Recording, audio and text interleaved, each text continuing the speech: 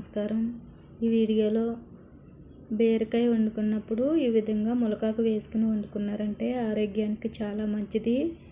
చాలా కమ్మగా టేస్టీగా ఉంటుందండి. చాలా తక్కువ టైంలో ఈజీగా చేసేసుకోవచ్చు. ఇప్పుడు అది ఎలాగో చూద్దాం. ముందుగా అరకిలో బీరకాయలు తీసుకుని లైట్గా తొక్క తీసేసి సన్నగా కట్ చేసి పెట్టుకోవాలి. ఇప్పుడు ఒక కప్పు బీరకాయ ముక్కలు తీసుకుంటే అరకప్పు ములగాకు తీసుకోవాలి. ఆ విధంగా కాళ్ళన్నీ తీసుకుని శుభ్రంగా కడిగి పక్కన పెట్టుకోవాలి. ఇప్పుడు ఒక ఉల్లిపాయ, ఒక పచ్చిమిర్చి సన్నగా కట్ చేసి పక్కన పెట్టుకోవాలి. ఇప్పుడు పోపు కోసం స్టవ్ వెలిగించి ప్యాన్ పెట్టి ఒక స్పూను నెయ్యి వేసుకుని, నెయ్యి హీట్ అయిన తర్వాత ఒక స్పూను పచ్చిశనగపప్పు, ఒక స్పూను మినపప్పు వేసి బాగా ఫ్రై చేసుకోవాలి. అవి ఫ్రై అయిన తర్వాత పావు టీ స్పూన్ ఆవాలు, పావు టీ స్పూన్ జీలకర్ర వేసి బాగా ఫ్రై చేసుకుని 4-5 ఎండుమిరగాయలు కట్ చేసి వేసుకోవాలి. ఇలా ఇవన్నీ ఫ్రై చేసుకున్న తర్వాత 4-5 రెమ్మలు కరివేపాకు కూడా వేసి ఫ్రై చేసుకోవాలి. ఇప్పుడు ఈ ఫ్రై అయిన తర్వాత సన్నగా కట్ చేసుకున్న ఉల్లిపాయ ముక్కలు వేసుకుని బాగా ఫ్రై చేసుకోవాలి. ఇలా ఒకసారి ఫ్రై చేసుకున్న తర్వాత సరిపడా ఉప్పు వేసుకుని మరొకసారి కలుపుకోవాలి.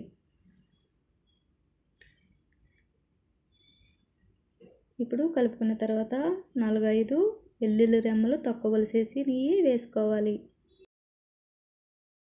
కడిగి పెట్టుకున్న ములగాకు కూడా వేసి బాగా ఫ్రై చేసుకోవాలి. ఇలా వేసుకుని బాగా ఫ్రై చేసుకుని మూత పెట్టి 2 నిమిషాలు మగ్గనివ్వాలి.